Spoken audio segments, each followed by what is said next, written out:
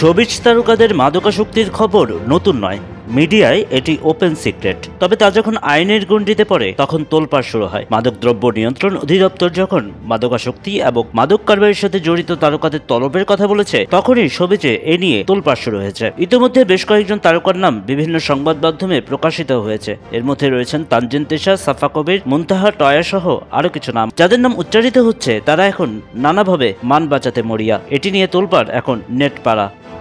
মাদকদ্রব্য নিয়ন্ত্রণ অধিদপ্তরের মহাপরিচালক খন্দকার মুস্তাফিজুর রহমান বলছেন, মাদকসহ গ্রেপ্তার হওয়া বিশ্ববিদ্যালয় পড়ুয়া এক ছাত্রকে জিজ্ঞাসাবাদের সূত্র ধরে তথ্য প্রমাণ সহ সাফা, টয়া, তিশা এবং সুনিধির নাম বেরিয়ে আসে। একটি বিশেষ হোয়াটসঅ্যাপ গ্রুপের মাধ্যমে তারা নিয়মিত মাদক সংগ্রহ করে আসছিলেন। ওই হোয়াটসঅ্যাপ গ্রুপের অ্যাডমিন নর্থ সাউথ বিশ্ববিদ্যালয়ের সাবেক শিক্ষার্থী অরিন্দম রায় দীপকে এরই মধ্যে গ্রেপ্তার করা হয়েছে। এই গ্রুপ থেকে বেরিয়ে আসছে অনেক চাঞ্চল্যকর তথ্য। অনেক পরিচিত নায়ক, নায়িকা ও মডেল মাদক সেবন এবং মাদক কারবারে জড়িত বলে জানা গেছে। মামলার তদন্ত কর্মকর্তা বলেছেন, দীপক গ্রেপ্তারের পর তার কাছ থেকে আমরা কয়েকজন প্রথম সারির অভিনেত্রী ও মডেলের মাদক সম্পৃক্ততার প্রমাণ পেয়েছে। এ বিষয়ে তদন্ত চলছে। তদন্ত শেষে সংশ্লিষ্টদের বিরুদ্ধে আইনগত ব্যবস্থা নেওয়া হবে।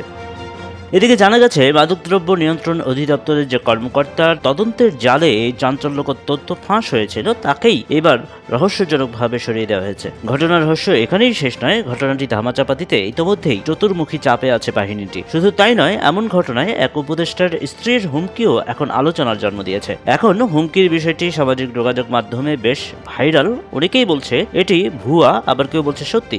এটার সত্যতা যাচাই করা সম্ভব হয়নি।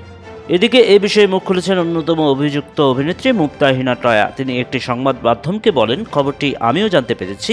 এ বিষয়ে এখনো কোনো তথ্য প্রমাণ কিংবা কোনো তদন্ত কর্মকর্তার সঙ্গে আমার কথা হয়নি। অফিসিয়ালি এ বিষয়ে কেউ আমাকে কিছু জানায়নি। অথচ সবাই আমার ছবি ও নাম দিয়ে এমন একটি খবর প্রকাশ করে চলেছেন। কেউ আমাকে এ বিষয়ে একটাবার জিজ্ঞাসা করেননি।